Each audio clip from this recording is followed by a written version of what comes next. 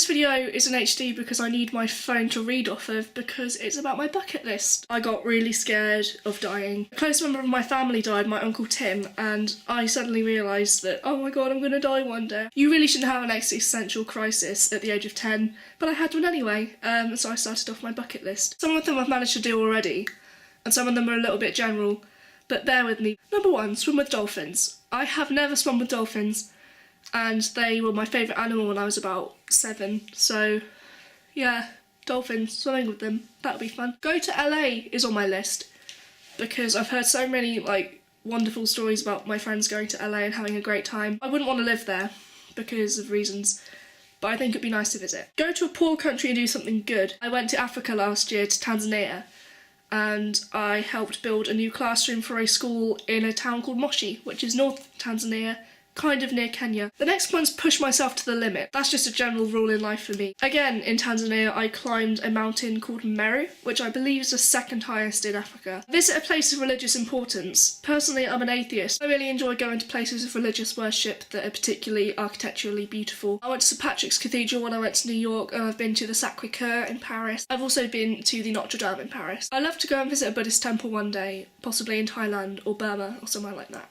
Next one, learn to drive. I'm working on that. I've got about 5 different road trips under this. I've got Land's End to John O'Groats, and for those of you who don't live in the UK, you may not know what that is. Land's End is at the very tip of England, there, and then John O'Groats is at the very tip of Scotland, up there. It's the longest journey you can take on mainland Britain, and I think that would be quite cool to road trip. Obviously, I've got the cliched East Coast to West Coast of America. I've also got North to South, because I'd love to go from Michigan down through, then end up somewhere in Texas maybe, I don't know. East to West Australia would also be a good one, and I've also got Europe on there as well. One of the bullet points is literally just Antarctica. So little people actually go there because it's so inhabitable and cold and hard to get to, but I think it would be a challenge and therefore I'd love to do it. The next one's have pet chickens. I really want pet chickens, they're really, really cute. Plus I'll be able to have eggs and know that they're being farmed humanely because I'd be the one farming them. The next one will make you want to vomit, so get yourself a bucket. Make a difference.